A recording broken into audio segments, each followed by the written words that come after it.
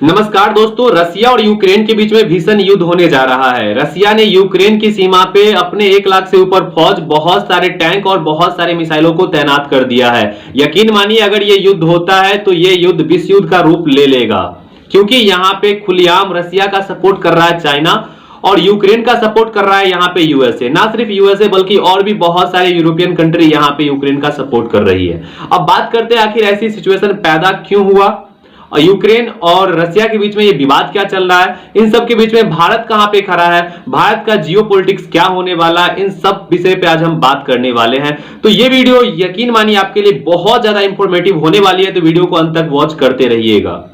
दोस्तों, ये सब जानने के लिए आपको हमारे साथ इतिहास के पन्नों में आज से तकरीबन 100 वर्ष पहले चलना पड़ेगा।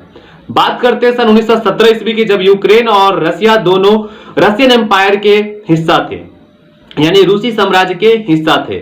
लेकिन 1917 ईस्वी में रसिया की क्रांति होती है और यूक्रेन स्वतंत्र हो जाता है। लेकिन इनकी स्वतंत्रता लंबे समय तक चली नहीं। 1920 ईस्वी में ये सोवियत संघ में शामिल हो गए, लेकिन यहाँ के लोगों के अंदर स्वतंत्रता की भावना पनपती रही। अंततः 1991 ईस्वी में सोवियत संघ टूट गया, 15 नए देशों में टूटा, जिसमें से सबसे बड़ा देश जो था वो हमारा रसिया था और रसिया के सीमा से सटा हुआ यूक्रेन था।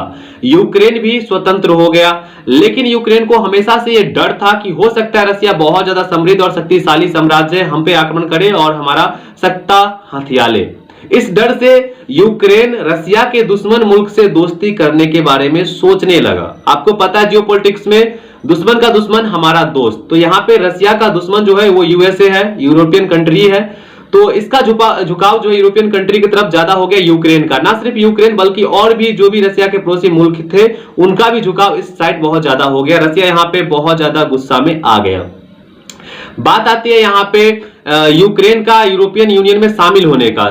13 नवंबर 2013 का वो दिन था जब ये शामिल होने वाला था, लेकिन यहाँ पे रसिया के राष्ट्रपति पुतिन साहब ने रोक लगाया, बोला भाई साहब तुम शामिल हो गए, तुम्हें निस्तो नाबूद कर दिया जाएगा। यूक्रेन को कहा गया और कहा गया अगर तुम शामिल नहीं होते तुम्हें हम रिवॉर्ड देंगे, $15 मिलियन दिया जाएगा। उस टाइम पे जो यूक्रेन के प्रधानमंत्री थे वो भाई साहब लालच में आ गए और शामिल नहीं हुए यूरोपियन यूनियन में। लेकिन वहां की जनता बहुत ज्यादा विद्रोह कर दी, यूक्रेन की क्रांति हुई, वहां के प्रधानमंत्री पे इंपीचमेंट लगाया गया, महाभियोग लगाया गया, उन्हें हटा दिया गया, नए प्रधानमंत्री का चयन हुआ, नए प्रधानमंत्री बने और वो यूरोपियन यूनियन में शामिल हो गए।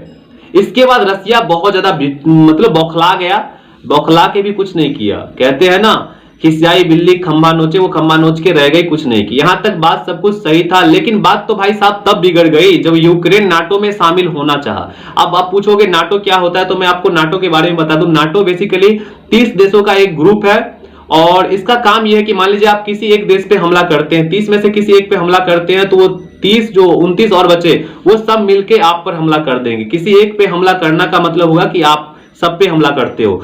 मैं नाटो समूह के कुछ प्रमुख देशों का नाम बता देता हूं, जैसे कि अमेरिका हो गया, फ्रांस हो गया, जर्मनी हो गया, इटली हो गया, स्पेन हो गया, ये सब प्रमुख देश हैं। अब मान लो कि कोई भी हमला कर देता है यहाँ पे यूक्रेन के ऊपर, यूक्रेन अगर जब शामिल हो जाता है इसमें नाटो में, तब कोई इस पे हमला करता है तो जितने भी ये देश मैंने आपको भी गिनवाए हैं 30 के 30 हमला कर देंगे उस पे।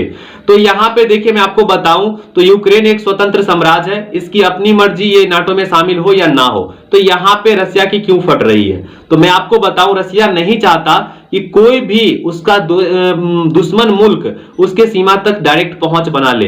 अब मान लीजिए नाटो में शामिल हो जाता है तो नाटो मुल्क के जो 30 देश हो गए उनका डायरेक्ट पहुंच हो जाएगा रसिया तक, क्योंकि रसिया का सीमा यूक्रेन से लगता है। तो यूक्रेन का नाटो में शामिल होना रसिया की बहुत बड़ी हार होगी और रसिया हमेशा से यूरोपियन कंट्री का दुश्मन मुल्क रहा है। तो दो दुश्मन मुल्क कभी नहीं चाहते कि वो एक दूसरे को अपने पास आने दे, क्योंकि जो जितना पास आएगा वो उतना ज्यादा हमला कर पाएगा, उतना ज्यादा उस पर हावी हो पाएगा। अब हम बात करते हैं कि इन सब के बीच में भारत क्या करने वाला है। तो भारत तो भाई साहब अभी बिल्कुल न्यूट्रल है और न्यूट्रल ही रहेगा, क्योंकि मैं आपको बताऊं तो यूक्रेन में भारत के 20 लाख नागरिक है, जिसमें से 18 लाख तो सिर्फ मेडिकल के हमारे स्टूडेंट हैं।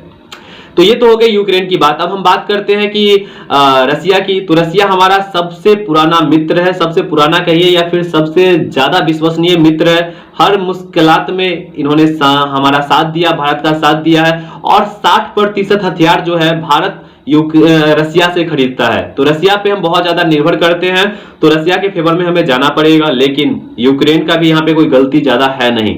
तो भारत बिल्कुल यहाँ पे न्यूट्रल रहने वाला है, भारत की कोई यहाँ पे ज्यादा वो उछल कूद वाली बात होगी नहीं।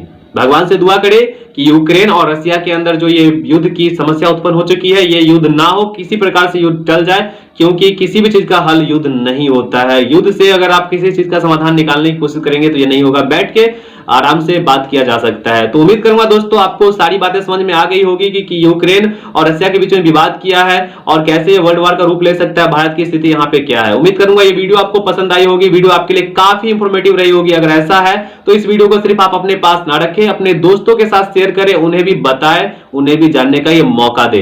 पसंद आया वीडियो तो वीडियो को लाइक करें, और चैनल पे पहली बार आप आए हैं तो हमारे इस चैनल को सब्सक्राइब करके बेल नोटिफिकेशन दबा के ऑल पे क्लिक कर लीजिएगा। मैं मिलता हूं आपसे बहुत जल्द नए वीडियो के साथ, तब तक खुश रहिए, अपने आसपास में सफाई रखिए और देखते रहिए आपका अपना चैनल जी नेट सुमन। तब तक के लिए वंदे मातरम, जय हिंद।